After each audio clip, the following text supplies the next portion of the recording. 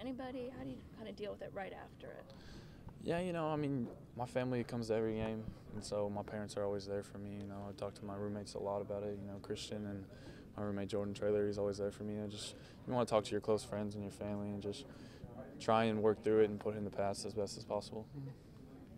Do you feel like the team came together maybe after the loss and really want to come together as a family and go attack this next game? I mean, I think we've been that way the whole season. I don't think it takes a loss for us to be that way. I think that the whole season that everyone's been playing for each other, and it's something that I hadn't seen since I've been here until this year.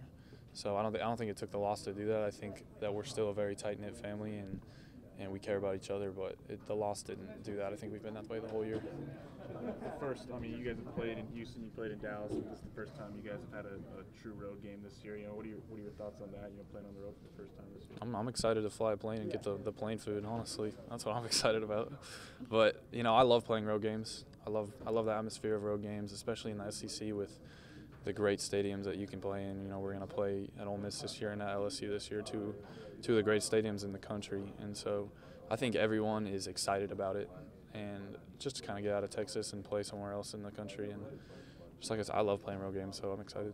What do you know about Oxford and their fans? And you said the stadium was so awesome. What do you know about the stadium and its history?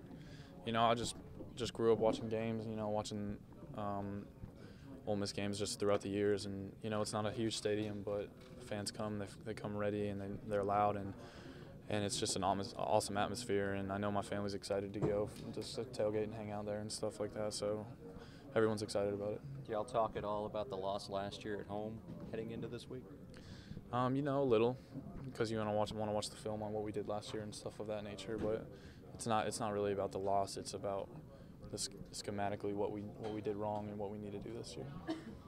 Hey Kyle, I know that every quarterback has had a bad game. How in the past have you dealt with moving on from it? It's not anything specific really. It's just learning from your mistakes and putting it in the past and moving on, because I owe that to my teammates not to dwell on something, and they're not here. My teammates aren't here to get on me about it and be mad at me because I played a below average game. So it's just about learning from the mistakes schematically and becoming a better quarterback in that way. Do you look at that tape more than you would a great game tape? I think you look at the tape all the same, really, and you learn from your mistakes and you look at what you did well and build off of that. Have you ever had 3 interceptions in a game before? Oh yeah. You have? Back in Pop Warner days. But not I remember that. in I remember that. high I didn't deal with it as well in the Pop Warner days as I do now.